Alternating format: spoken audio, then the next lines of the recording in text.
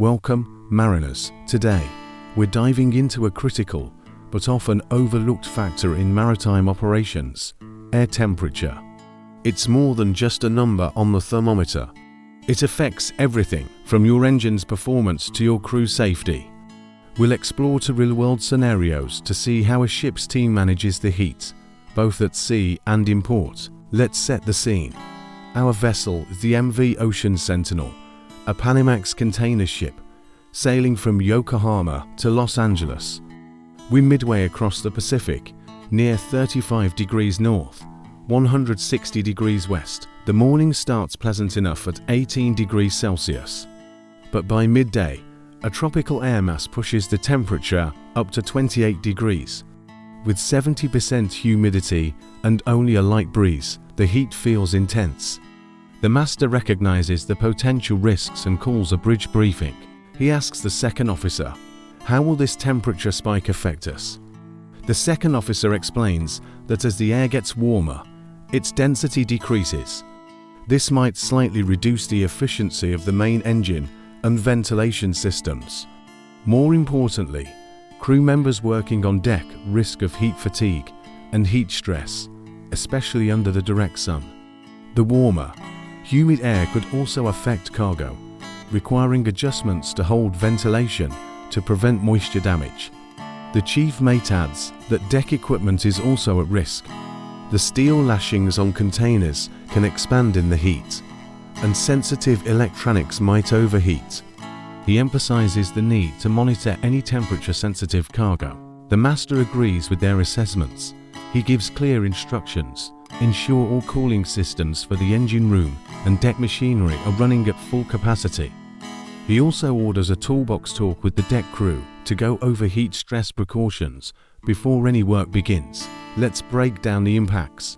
The 10-degree jump in temperature, combined with high humidity, significantly increases the risk of heat stress for the crew because sweat doesn't evaporate as easily. The lower air density, if the engine might consume slightly more fuel to maintain the same power output. In the cargo holds, the warm, moist air poses a threat of moisture damage, demanding better ventilation. And on deck, all machinery and electronics are at risk of overheating.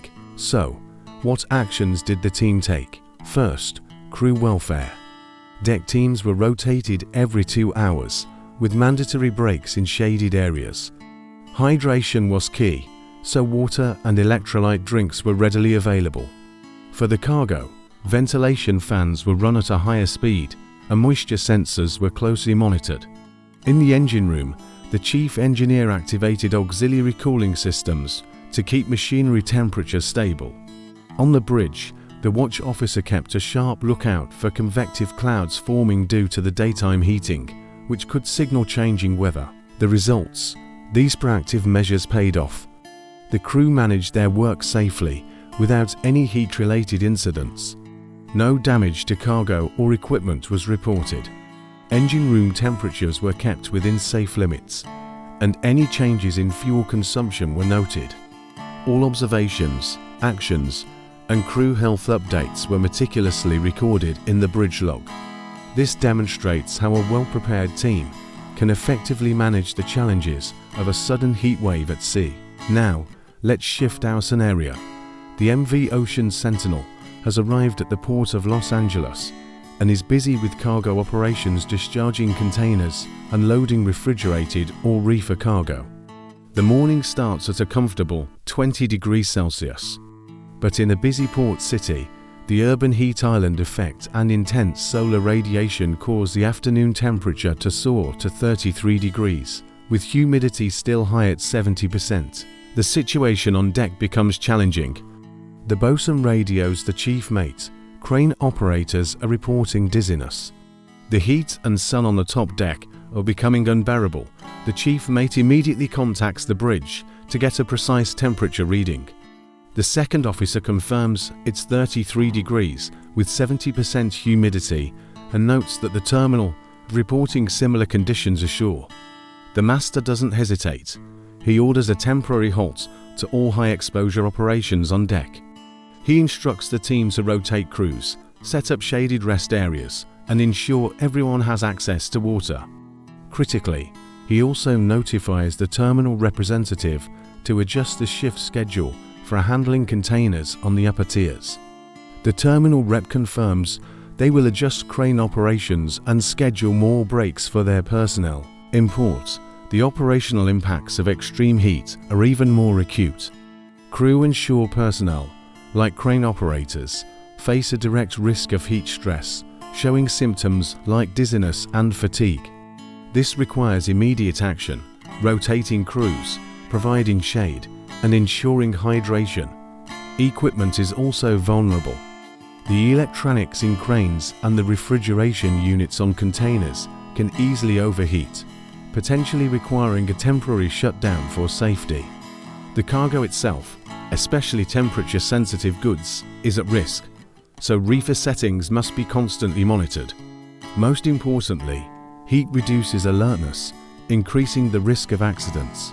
This is why toolbox talks and strictly enforcing work rest cycles are non-negotiable. Following the master's orders, the crew implemented several key actions. Work rest schedules were adjusted, temporary shade covers were deployed, and hydration stations were set up in accessible locations. The temperatures of sensitive containers were closely monitored. All machinery and cooling systems were double-checked. A toolbox meeting was held to reinforce the dangers of heat exposure and the importance of looking out for one another. Thanks to this decisive leadership and teamwork, the port operations concluded successfully. There were no heat-related injuries. All cargo was loaded and discharged safely. Crane operations were adjusted to protect the health of all personnel involved. And importantly, all actions were documented, ensuring the vessel was compliant for any port state control inspections or company audits. These scenarios highlight the distinct responsibilities of the shipboard team. The master has the ultimate authority, making final decisions to ensure safety. The chief mate oversees deck operations, cargo safety, and the crew's welfare. The second officer is the eyes on the weather, monitoring and reporting temperature changes. The boatswain is on the front line, managing crew rotations and ensuring safety measures are followed on deck. The chief engineer keeps the heart of the ship, the machinery, cool and running efficiently. And collaboration with the terminal representative is crucial for coordinating safe operations ashore. So, what's the key takeaway? It's about knowledge, understanding, and proficiency. You need the knowledge to recognize how air temperature affects your vessel. You need to understand the science why warmer air impacts engine performance and how humidity amplifies heat stress. And you must have the proficiency to act, rotating crews, managing ventilation, monitoring machinery, and communicating effectively. This isn't just good practice, it's a matter of compliance.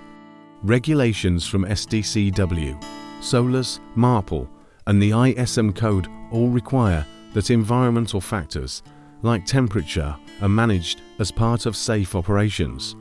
Furthermore, conventions like the MLC and guidelines from organizations like the ILO and who emphasize the right of seafarers to a safe working environment, which includes protection from temperature extremes. Port State Control will verify your logs to ensure you're meeting these standards. Your vessel's safety management system, or SMS, should have clear procedures for managing heat and cold stress. Let's recap the lessons learned. First, air temperature is a significant operational factor that impacts crew health, cargo, and equipment. Second, proactive monitoring and early intervention are essential to prevent incidents. Third, integrating temperature management into your vessel's SMS is crucial for both voyage planning and port operations. And finally, thorough documentation is your proof of compliance and a vital tool for continuous improvement. Whether you're navigating the open ocean or managing complex operations in port, always remember to keep an eye on the thermometer. A prepared mariner is a safe mariner. Thanks for watching. If you found this video helpful, be sure to like, subscribe, and hit that notification bell for more insights into safe and efficient maritime operations. Stay safe out there.